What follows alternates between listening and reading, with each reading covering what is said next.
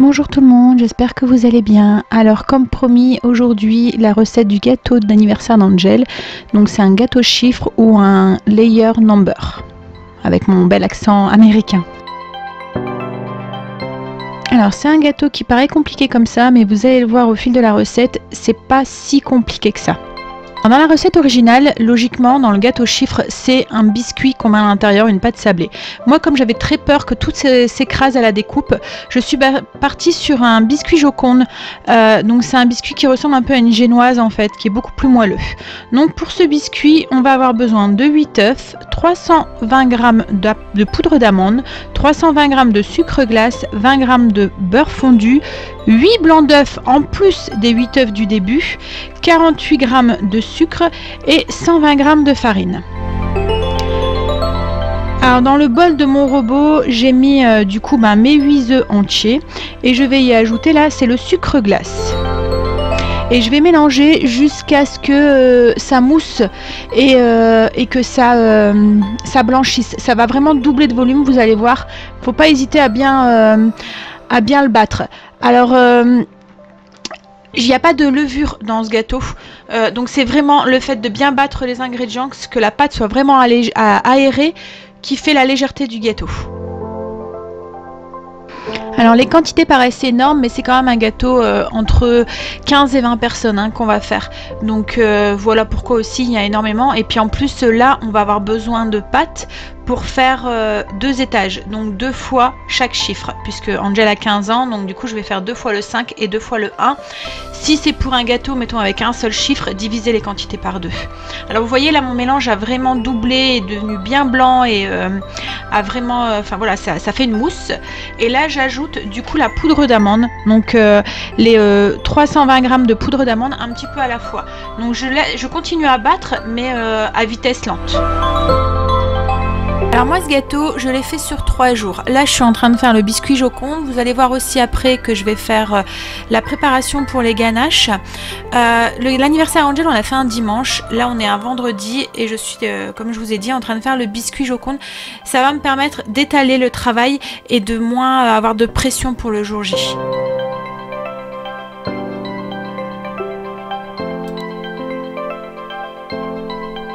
Donc voilà, là j'ai mis toute la poudre d'amande, je vais rajouter du coup la farine. Donc il n'y a pas grand chose de farine par rapport à la quantité, il n'y a que 120 g de farine. Alors tout ce qui est ingrédients et quantité, je vous ai fait la fiche recette, donc vous pouvez aller vérifier les quantités dessus. Là maintenant j'ajoute les 80 g de beurre fondu. Donc toujours, vous voyez mon robot il doit être à vitesse 2 là.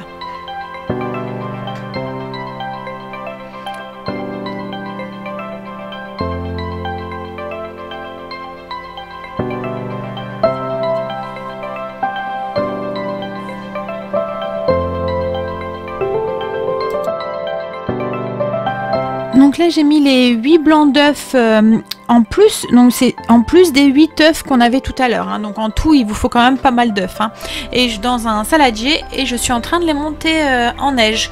Donc je commence à bien les monter jusqu'à ce qu'ils commencent à bien devenir mousseux, et ensuite j'ajoute les 48 g de sucre semoule dedans pour les serrer en fait, voilà, pour qu'ils deviennent plus fermes.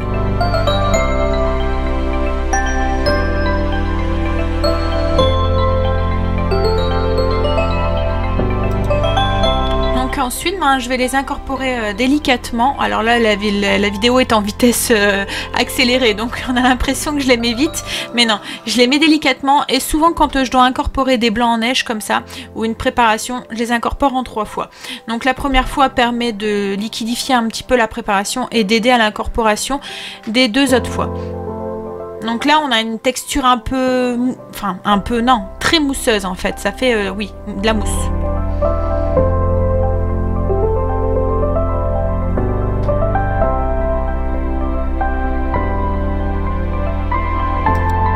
Donc là je mets du papier sulfurisé dans mes plaques. Il va nous falloir 2 plaques comme ça à pâtisserie, puisqu'on va faire 2 étages, donc il va nous falloir 2 fois chaque chiffre comme je vous ai dit tout à l'heure.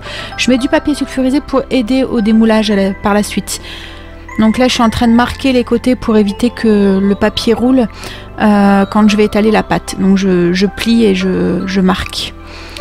Donc là je mets la moitié de ma pâte à génoise, enfin de ma pâte à biscuit Joconde dans le moule et je vais l'étaler uniformément et ensuite vous allez voir je vais taper un petit peu la plaque contre mon plan de travail pour que bien lisser la surface. Voilà, vous voyez là je vais un petit peu de taper.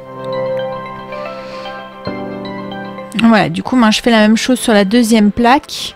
J'ai fait préchauffer mon four à 200 degrés et je vais les enfourner pendant 12 minutes. Alors moi j'ai de la chance, j'ai un grand four donc mes deux plaques vont rentrer en même temps. Si vous avez un petit four, soit vous les faites cuire une à une ou soit vous intervertissez, vous voyez, avec le haut et le bas en milieu de cuisson quoi, en fait, pour avoir une cuisson uniforme pour les deux gâteaux. Donc voilà, là ils sont cuits, je les ai sortis et du coup ben là je vais découper les chiffres. Alors je vous mets les gabarits en lien en barre d'infos si vous en avez besoin. Donc je les ai juste imprimés sur du papier normal et donc j'ai imprimé juste les chiffres que j'avais besoin et je découpe le contour. C'est ce qui va me faire voilà mon gabarit pour la découpe ensuite du biscuit Joconde.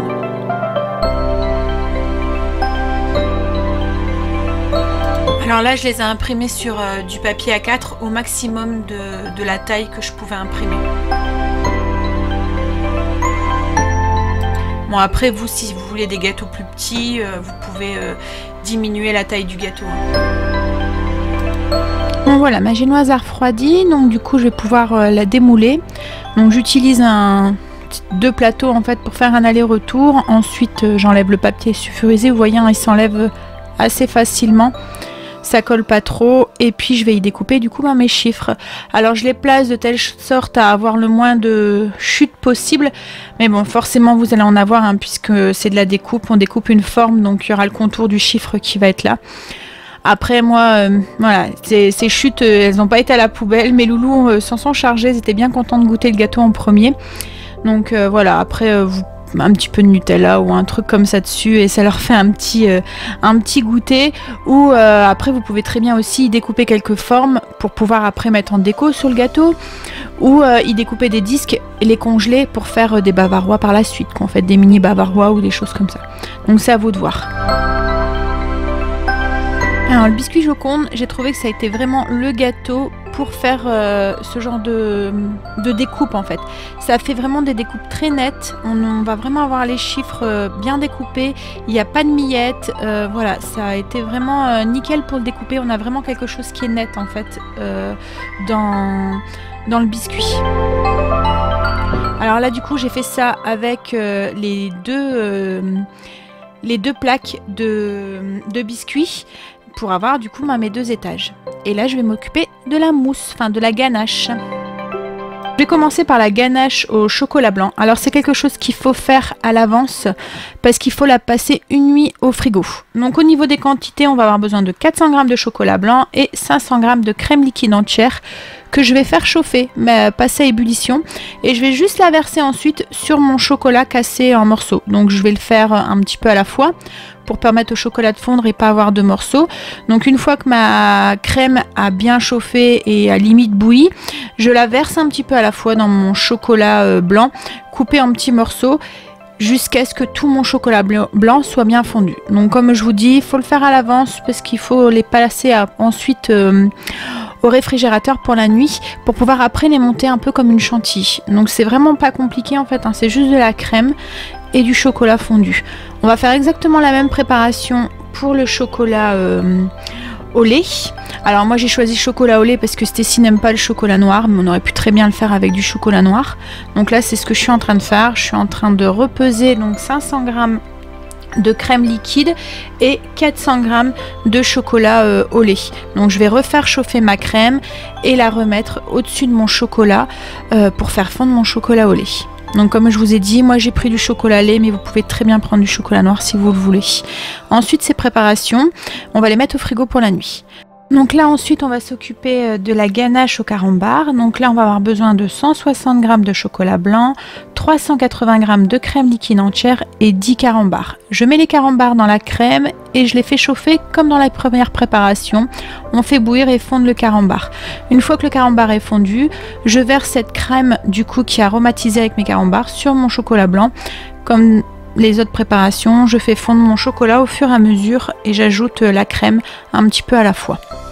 Donc ensuite ces 3 ganaches, moi comme je vous ai dit, je les ai fait à l'avance, donc je les ai fait le vendredi pour pouvoir le samedi les monter en chantilly. Et il leur faut une nuit au frigo, il faut qu'elles soient bien froides et bien prises. Donc je les ai fait du coup le vendredi comme je vous ai dit pour pouvoir le monter le samedi en chantilly et pouvoir monter mon gâteau samedi. Donc là je filme tout, je filme les gâteaux, je filme les crèmes, je mets les crèmes au frigo, par contre les gâteaux je vais les laisser comme ça à température ambiante. Donc là on est le lendemain, donc on est le samedi, je mélange, je sors mes crèmes, donc là c'est la crème au chocolat blanc, je donne un petit coup, je mélange à l'intérieur avec une spatule et je le mets dans le bol de mon robot et je vais monter ça simplement en chantilly. Vous allez voir, ça va se faire assez facilement.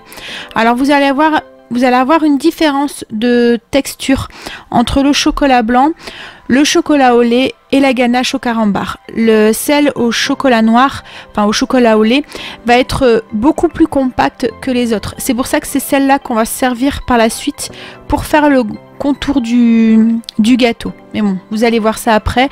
Donc là, vous voyez, hein, j'ai ma crème qui a bien pris, qui est montée en chantilly quand même assez ferme. Donc je vais mettre cette crème dans des poches à douille. Alors moi, comme je vous l'ai déjà dit, j'achète plus de poches à douille, j'utilise des sacs plastiques. Ça va aussi bien en fait que des poches, donc du coup, puis c'est plus économique. Donc je mets ça dans des grands sacs plastiques, je mets toute la préparation dans un coin et ça va au frigo en attendant que je fasse les autres. Donc là pareil, c'est celle au chocolat blanc carambar. Donc je donne un petit coup, je mets dans le bol du robot et je monte en chantilly. Donc une fois que c'est monté en chantilly, je vais le verser comme dans les autres préparations, je vais le verser dans un sac plastique. Par contre là, dans celle-là, je vais mettre une douille au bout parce qu'en fait c'est vraiment celle que je vais mettre en toute petite touche par-ci par-là sur le gâteau. Et donc je voulais quelque chose qui soit un peu plus déco que les autres en fait. Les autres, je vais juste couper le coin du plastique et ça va me faire une sortie ronde, alors que là voilà, j'ai mis une douille crantée au bout. Donc là vous voyez, hein, c'est le chocolat au lait, donc c'est la ganache chocolat au lait. Vous voyez, rien que la texture, elle est complètement différente, elle est beaucoup plus épaisse, donc ne vous inquiétez pas, c'est normal, c'est pas grave. Je la monte en chantilly, vous allez voir qu'elle va monter aussi très très vite en chantilly, en mousse, et elle va être beaucoup plus ferme que les autres. Donc ce qui va nous permettre, quand on va faire la déco du gâteau, on va la mettre du coup autour du gâteau et ça va nous faire tenir les autres mousses qui sont un peu plus liquides. Donc on met dans un sac, vous allez voir la texture, voilà, c'est beaucoup plus compact et beaucoup moins liquide. Donc on la met dans un sac congélation et je la mets aussi au frigo. Alors là je sors mes biscuits Joconde, je cherche un plat qui est adapté avant de faire la déco, parce qu'une fois que vous aurez fait la déco, c'est fini, vous allez plus pouvoir déplacer les gâteaux, hein. Donc mettez tout de suite dans le plat de service. Alors je fais le contour du gâteau avec ma ganache montée au chocolat au lait. Alors comme je vous ai dit, je mets celle-là au contour parce qu'en fait quand je vais mettre, voilà, là, la blanche, celle au chocolat blanc au milieu qui est beaucoup plus, vous voyez, souple, et ben en fait elle va me permettre de tenir cette ganache à l'intérieur du gâteau et éviter d'avoir quelque chose qui coule de partout, quoi, en fait.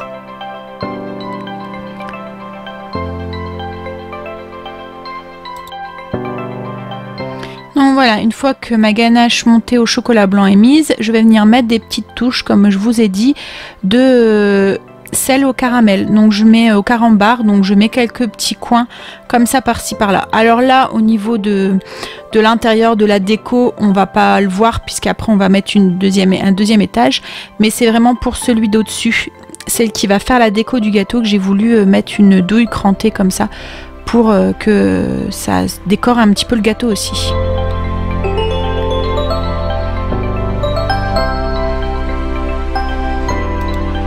Donc là je mets des petites touches du coup de ganache montée au carambar un petit peu partout, et une fois que c'est fait, je vais recouvrir délicatement en essayant de bien superposer les gâteaux les uns au-dessus des autres avec du coup le deuxième